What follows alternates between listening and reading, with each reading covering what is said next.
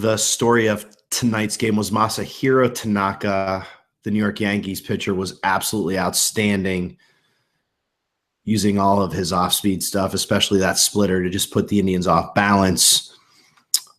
Tanaka kept everything right at the knees, and that splitter, I think it was 14 swinging strikes with that splitter. And the Indians were swinging at stuff in the dirt. But, you know, while you'd like to say, come on, what are you swinging at that stuff for? Tanaka really had it going today, and with the Indians off balance, and ended up costing them.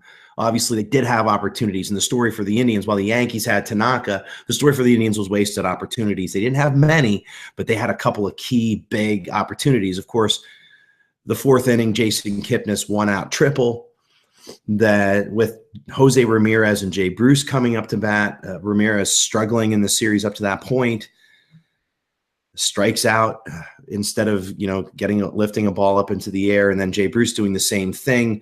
Bruce on his way to a golden sombrero tonight with 4 strikeouts, and he had another strikeout in a key one-out situation that really cost the Indians as well.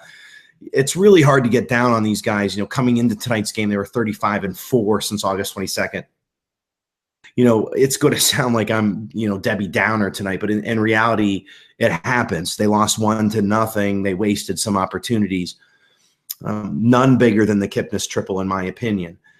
In the 6th inning, Lindor did Lindor things again. He lifted a ball to right field. It could have been a home run, but Aaron Judge, all 6'7", any other right fielder in baseball probably doesn't make that play.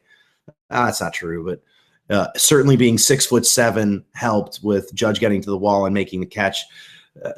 Great catch under the circumstances that clearly at the time probably did seem like it. Probably the biggest catch of the year for the Yankees by any position player, because that 2-run home run could have been the series winner for the Indians. So not a wasted opportunity there in the 6th inning, but certainly an opportunity taken away from them by Aaron Judge. The one good thing that he's done this series, because offensively he's been just crud.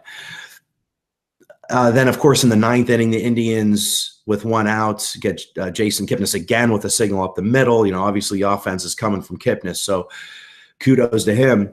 And then Jose Ramirez, who had his previous at-bat had a 10-pitch at-bat where he started to look a little bit like the Jose Ramirez that we know, against Aroldis Chapman, another great at-bat. Ramirez rifles a ground ball to third baseman Todd Frazier, who gets a glove on it, makes actually a pretty good play on it, but by the time he gets up and tries to make the play, the ball flips out of his hand. So we have back-to-back singles with 1 out.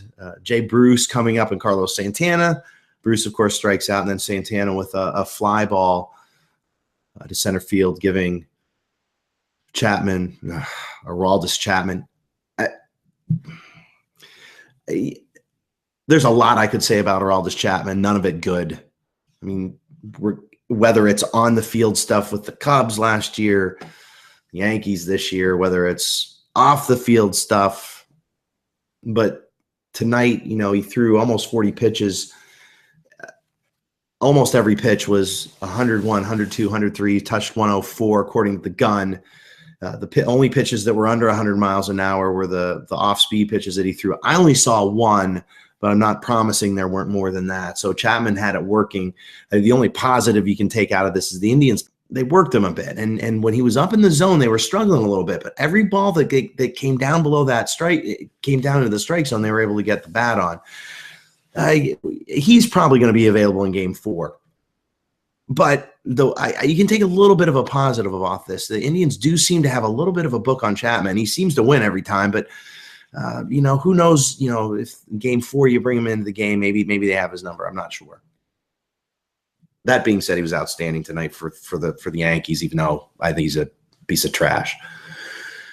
The only other couple of things I want to talk about here, you know, obviously Andrew Miller came in, got Carlos Carrasco, who pitched fantastic, by the way, but Carlos Carrasco got into a bit of a bases-loaded jam there in the 6th inning.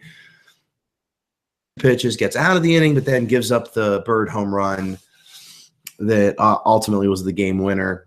I'm not saying that, you know, Andrew Miller is in trouble. I'm not saying that Andrew Miller isn't Andrew Miller. What I am saying, though, is that Andrew Miller, he has his moments of struggle, whether it be control, whether it be the leg. He's clearly not the Andrew Miller from last year. And what do you expect? I mean, he was injured heading towards the end of the season. Obviously hasn't had a lot of work. And obviously that leg isn't 100%. He's just trying to stay healthy to get through this playoff so that he can take the winter off so that he can be ready for next summer. It's clear that Andrew Miller isn't going to be the guy we had last year. The good news is our bullpen is fantastic. Closing up shop here, heading into tomorrow, they've already announced Trevor Bauer as the starter. I can only assume that Severino is going to start for the Yankees. The bonus for the Indians, of course, is that Bauer was fantastic in game 1. 3 games rest does not affect him as much as it does affect the other starters. Trevor Bauer with 3 days rest should be fine. And, of course, he has Salazar fresh and ready to go. He has Tomlin fresh and ready to go. And really that entire bullpen should be ready to go. The only person who won an inning today was Joe Smith. He might be off the table, but you got to figure Miller is available should they need him. Tyler Olson's probably available should they need him. They both went 2/3 of an inning.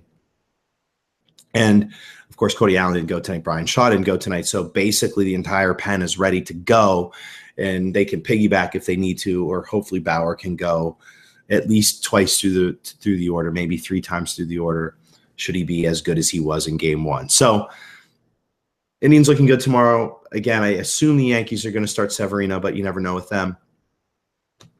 But Tanaka was great for him tonight. What can you do? Hopefully the Indians can close up shop tomorrow night and not have to come back to Cleveland unless it's for game 1 of the ALCS. But let's not count our chickens before they hatch. So Indians still up 2-1. Yankees keep it alive for another night. Tomorrow we have Bauer on the hill. Let's hope for the best.